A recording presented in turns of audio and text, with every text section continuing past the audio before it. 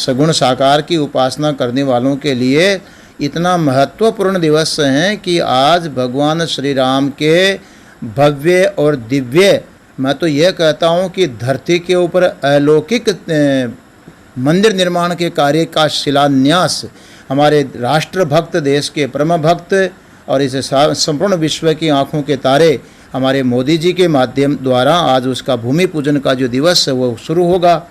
तो अब भगवान श्री राम की के ऊपर थोड़ा हम विचार करके देखते हैं कि वो भी देखो हिरण्यगर्भ की उपासना का ही एक रूप है, सगुण साकार का रूप है।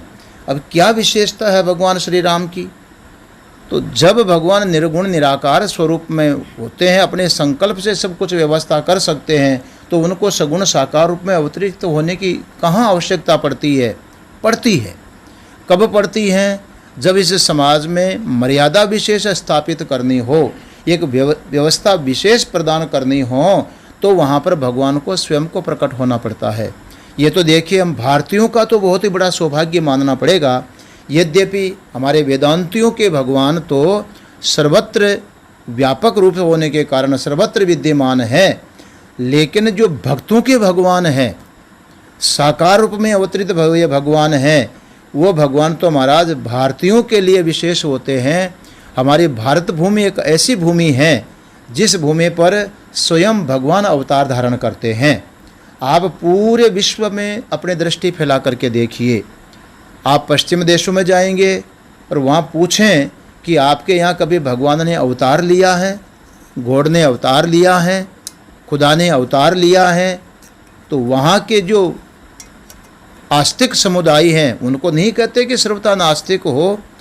ईश्वर को, परमात्मा को मानने की दृष्टि से उनको आस्तिक कहना पड़ेगा, पर वो यही कहेंगे कि नहीं, परमात्मा तो निराकार तत्व है, वो साकार रूप में प्रकट नहीं होते हैं, परंतु कभी मनुष्यों को एक व्यवस्था की आवश्यकता पड़ती है, तो भगवान यहाँ पर अपने पुत्र को भेज देते हैं कि बेटा जाओ और मनुष्य रूप में जाकर के मनुष्यों की एक व्यवस्था दो। तो वहाँ पर भगवान स्वयं प्रकट होने के बजाय पुत्र के रूप में आ सकते हैं, इसमें कोई संदेह नहीं। वेदांत की दृष्टि से नहीं बोल रहा हूँ, मैं भक्तों की दृष्टि से बोल रहा हूँ। और कहीं भगवान अपना संदेश वाहक वहाँ जाकर के भेज देते हैं कि जाओ अपना संदेश लेकर के जाओ, वहाँ एक व्यवस्था दो, एक अलग चीज़ है। परंतु अगर भारत भूमि पर कोई अव्यवस्था होती है, कोई गड़बड़ होती है, अव्यवस्था होने का मतलब है हमारी जो वेद राशि है, वेद शास्त्र है, यदि कोई उसको अप्रमाणिक करने लगता है, वेद शास्त्र का तिरस्कार होने लगता है, वेद की मर्यादा का उल्लंघन होने लगता है, वेद की मर्यादा के अनुसार समाज की व्यवस्था का उल्लंघन होने लगता है, तो यहाँ पर भगवान किसी संदेशवाहक को या अपने परिवार के मेंबर को नहीं भेजते हैं, यहाँ तो साक्षात स्वयं परमात्मा ही आकर के प्रकट होते हैं। ये तो इस भारत भूमि की बड़ी भारी महिमा है। इसलिए यहाँ 24 प्रकार के अवतार हुए हैं, तो हमारी भारत भूमि पर हुए हैं। उन 24 अवतारों में भगवान श्री राम का जो अवतार हैं वो अत्यंत महत्वपूर्ण हैं। देखो, 2 ही अवतार यहाँ हमारे यहाँ पर पुरुषोत्तम नाम से कहे जाते हैं, एक भगवान श्री कृष्ण, एक भगवान श्री राम। दोनों में पुरुषोत्तम संज्ञा लगती है। भगवान श्री कृष्ण क्या हैं? लीला पुरुषोत्तम है, तो उनसे पहले भगवान श्री राम मर्यादा पुरुषोत्तम है। भगवान श्री राम मर्यादा पुरुषोत्तम कहलाए। देखो, आज समाज की व्यवस्था चलाने के लिए मर्यादा एक महत्वपूर्ण चीज़ होती है, इसलिए मर्यादा का पालन होना समाज के लिए बहुत ज़रूरी है। भगवान श्री राम का जो प्राकटन हुआ है, वो भगवान का प्राकटन पूरे समाज को एक मर्यादा देने के लिए होता है कि एक संतान का अपने माता पिता के प्रति कैसा व्यवहार होना चाहिए, उसका कर्तव्य क्या है, ये शिक्षा यदि आज भी ग्रहण करनी है कि संतान को किस प्रकार होना चाहिए, माता पिता के प्रति उसका कर्तव्य क्या है, तो आइए भगवान श्री राम का जीवन दर्शन देखिए। आप रामायण पढ़िए, रामचरितमानस पढ़िए, इतिहास को उठा करके देखिए। माता पिता के प्रति भगवान श्री राम ने जो मर्यादाएं निभाई हैं, जो आज्ञाकारिता निभाई हैं, जो त्याग का किया है जीवन में, वो पिता की प्रसन्नता के लिए एक ओर तो राज्याभिषेक होना था और दूसरी ओर माँ की खुशी और पिता की दुविधा को मिटाने के लिए भगवान का वनगमन हुआ है। लेकिन भगवान के जीवन को आप देखिए, कुछ का कुछ पासा पलट गया, परंतु प्रसन्नतानयाम गताभिषेकतः, भगवान को जब अभिषेक की तैयारियां हो रही हैं तो उनके चेहरे पर विशेष प्रकार की कोई प्रसन्नता नहीं है कि कल हमारा राज्याभिषेक होगा। और जब वनगमन होता है तो जिनके चेहरे पर जरा भी मलिनता नहीं है, जरा भी उदासी नहीं है, दोनों की जो समता है, ये कितनी बड़ी चीज़ है भगवान श्री राम के जीवन से देखने को मिलती है। इसका अर्थ यदि भगवान के इस आचरण का आज का मनुष्य पालन कर लें कि जो उसके व्यवहारिक हित के विरुद्ध कुछ हो रहा हो तो उसमें ग्लानि न हो, और व्यवहारिक हित के अनुरूप हो रहा हो तो खुशी के मारे फूल करके गुब्बारा न हो जाए। जीवन में जो एक समता आनी चाहिए, ये भगवान श्री राम के जीवन से सीखने को मिलती है। गुरु के प्रति किस प्रकार से एक मनुष्य को समर्पित होना चाहिए, आज्ञाकारी होना चाहिए। जीवन देखना हो तो भगवान श्री राम का देखना चाहिए। जिस समाज में रहते हैं या जिस परिवार में रहते हैं, उस परिवार में भाई और भाई के प्रति परस्पर किस प्रकार दूध और पानी का मेल होना चाहिए, ये देखना है तो भगवान श्री राम के जीवन से देखने को मिलता है। दाम्पत्य जीवन में पति और पत्नी के प्रति एक दूसरे में कैसे समर्पण, कैसे त्याग, कैसा स्नेह, कैसी हितैषिता होनी चाहिए, ये देखना हो भगवान श्री राम के जीवन को देखने को मिलती है। और प्रजा के प्रति कैसा वात्सल्य होना चाहिए, समाज में एक दूसरे के साथ कैसे संबंध होना चाहिए, ये सारे संबंध मर्यादाएं देखनी हो तो भगवान श्री राम को देखना चाहिए। इसके साथ साथ एक बहुत बड़ी चीज़ है कि यदि कोई वैदिक परंपरा का उल्लंघन करता है, धर्म का उल्लंघन करता है, सनातन मर्यादा का उल्लंघन करता है, धर्म विरुद्ध आचरण करता है, तो उसके प्रति किस प्रकार से एक मनुष्य को सीना तान करके खड़ा हो जाना चाहिए और अन्याय का प्रतिकार करने में कभी हिचकिचाना नहीं चाहिए। ये भी सीखना हो तो भगवान श्री राम के जीवन से सीखना चाहिए कि धर्म रक्षा के लिए सब कुछ त्याग किया जा सकता है, मर्यादाओं के पालन के लिए अपने हित भावना को किनारे रख करके और एक आदर्श प्रस्तुत करने के लिए तैयार रहना चाहिए। ये सब कुछ भगवान श्री राम के जीवन से देखने को मिलेगा। बताइए, दुनिया के किसी कोने में भगवान श्री राम के सिवा ऐसा किसका अवतार हुआ है जो सारी इस प्रकार की मर्यादाएं निभाई हों? तो भगवान श्री राम इस धरती पर जो अवतरित हुए हैं, सचमुच में भगवान श्री राम ये तो मर्यादा पुरुषोत्तम है। मैं तो यह कहता हूँ कि मर्यादा ही इस पुरुषोत्तम मर्यादा लेकर के खड़े हुए हैं। इसलिए उनके कदम कदम पर, उनके श्वास श्वास में, एक एक क्षण में, जीवन के हर व्यवहार में मर्यादाओं से भगवान श्री राम का जीवन ओतप्रोत है। इसलिए मैं तो कहता हूँ कि इंसान को जीने की भगवान श्री राम अवतार क्या होते एक बहुत बड़ी कला है। और जो ये बहुत बड़ी कला जिस भूमि पर हुई हो, जहाँ भगवान इस प्रकार से मर्यादाओं का पालन किया हो, जहाँ भगवान का प्राकटन हुआ हो, जिनकी प्रेरणा से आज पूरा विश्व एक भाव विभोर है, विस्मित, आश्चर्यचकित हैं कि कितना कितना त्याग किया जा सकता है। ये भगवान श्री राम का जो पवित्र जीवन है आज हमारे लिए अत्यंत महत्वपूर्ण प्रसन्नता का दिवस है। सदियों की जो हमारी प्रतीक्षा चल रही थी, सदियों का संघर्ष चल रहा था, मानो भगवान भी कभी कभी परीक्षा लिया करते हैं। बात तो सही है, भगवान कहते हैं कि यदा यदा ये धर्मस्य ग्लानिर्भवति और अभ्युत्थानम अधर्मस्य, धर्म की ग्लानि होती और अधर्म बढ़ता है, तदात्मानम सृजामि, उस समय मैं अपने आप को प्रकट होता हूँ। जब जब होए धर्म की हानि, बाढ़ें अधम असुर अभिमानी, तब तब धरि प्रभु विविध शरीरा। तो ये सारी स्थितियाँ बदलने पर भगवान को कई प्रकार से शरीर धारण करना होता है।